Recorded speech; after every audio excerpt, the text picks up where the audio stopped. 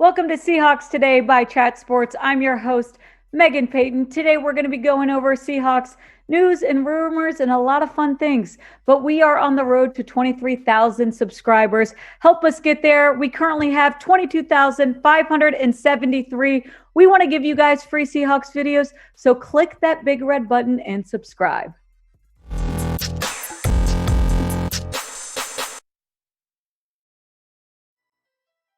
And before we get into our news and rumors for today, we have to wish head coach Pete Carroll a happy birthday.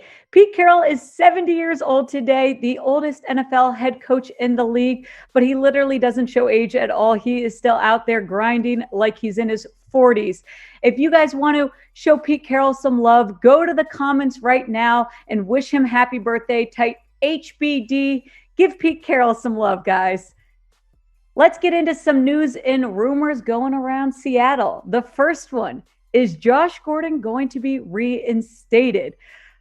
We're back on the Josh Gordon stuff. Here we go. Adam Schefter took to Twitter earlier on Tuesday saying the NFLPA determined Josh Gordon has successfully completed his NFL monitored treatment program, and he is recommended to the NFL that he be reinstated. Now, he went on to say that this is all great news for Josh Gordon, but at the end of the day, Roger Goodell still has to make that final call. They still need him to sign off on this if Josh Gordon's going to be back in the NFL. But let's take a little bit of a memory lane of Gordon's rocky road. Obviously, he was drafted in 2012, had a great rookie season. And then in 2013, he had a 2-game suspension for substance abuse. He goes on, though, and gets a Pro Bowl road, and then he also ends up being the leader in receiving yards. He misses 2 games and still is leading in receiving. So pretty impressive. Things get more rocky for him, though. In July of 2014, he's arrested for driving while impaired. He had a actual full season suspension that got brought down to 10 games, and he has now. Then in 2015, he's suspended again for a full year by the NFL. Doesn't play at all in 2015. Then after a failed drug test, he's denied reinstatement in April 2016. In July of 2016, he's reinstated again. He's suspended the first 4 games of the year, though. Then September of 2016, Gordon says, I'm leaving the Browns to enter a rehabilitation facility. Moving on to November of 2017, he is again reinstated by the NFL, returns week 13. Then he's traded to the Patriots September of 2018. December of 2018, he's suspended indefinitely. We have a lot of suspensions going on for Gordon. He's reinstated again in August 2019. Then in October of 2019, the Patriots say, all right, you're hurt. We'll put you on IR. We're waiving you. Then the Seahawks now claim him. That was like November 1st of 2019. The Seahawks then deal with his suspension again for violating substance abuse policy. He's released by the Seahawks in March of 2021, and we are here where we are now. He submitted his reinstatement letter to Roger Goodell in July of 2021. And apparently the NFLPA is saying, hey, he's gone through all of the stuff he needs to do. He can be back in the NFL. It's up to Roger Goodell to make that final call. But do you guys want Josh Gordon back on the Seattle Seahawks? If you do, type Y for yes. And if not, type N for no.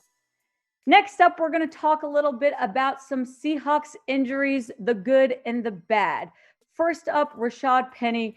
Unfortunately, we kind of expected this, but he's still dealing with that calf injury that he suffered in Sunday's win. He was a limited participant in Wednesday's practice, but the Seahawks are expecting him to be out versus the Titans.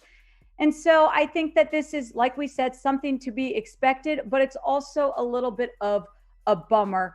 If you're looking at the running back depth chart for Seattle, though, You've got this guy, Alex Collins. I think that if Rashaad Penny is in fact out in this game, this gives Alex Collins that chance to kind of step up, be that number 2 guy. I think that this is a really good choice, a chance for him to prove himself. On the receiver side of things, Dee Eskridge, he was not at practice today. He is suffering that head injury again, also from Sunday's game. So we're not sure if he will be, in the game this week. Unfortunately, though, with concussions, you've got to go through all of those protocols and make sure you're good on that end. Penny Hart, though, he was at practice. He also had the head injury in week 1. So I don't know how much he actually did participate in today's practice, but he was there and obviously active in some degree. So I think it's safe to assume we'll probably or have a good chance at seeing him this week. But who is most important? Do you guys think that Rashaad Penny is most important? If so, type P for Penny. If you think it's Eskridge, type E for Eskridge. And if you think it's Penny Hart, type H for Hart. And guys, if you're planning on betting at all during this season, you've got to use BetUS. They are the #1 place to put your bets at. They have an amazing offer right now. If you go to chatsports.com/bet and you use the promo code Seahawks125, they will give you a 125% deposit bonus. That means if you put up $100 to bet, they're going to give you an extra $125. That's $225 to place your bets wherever you want.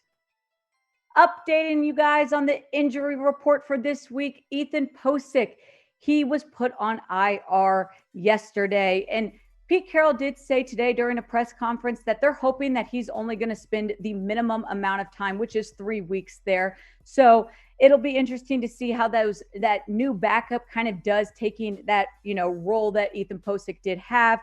But hopefully for everyone's sake, he is back in 3 weeks. Now, some roster additions and changes that have happened over this past week. First up with Jon Rhattigan. Jon Rhattigan is now officially part of the 53-man roster for the Seattle Seahawks. He's coming out of Army. He's an undrafted free agent linebacker. And I think that this is a great opportunity for him. He was put in the kind of conditional active list for Sunday's game. He played a lot on special teams, helped out, and that's where I think his role is going to be. A couple guys also got added to the practice squad. We've got Daquan Hampton, wide receiver. He spent the training camp with the Buccaneers. We'll see what he can do. We also have Michael Jacobson. He is a tight end out of Iowa State. He spent 2020 playing basketball in the Ukraine. Lastly, we've got Connor Weddington, a wide receiver. He signed with Seattle as an undrafted free agent. He is now part of the practice squad. And we're going to get into more of this week 2 matchup against the Tennessee Titans. If you go to Thursday's video, we'll preview everything for you guys and what to be prepared for in this week 2 home opener for Seattle Seahawks. But I want you guys to predict the score. Go to the comments right now and let me know what's going to happen in this week 2 game for Seattle.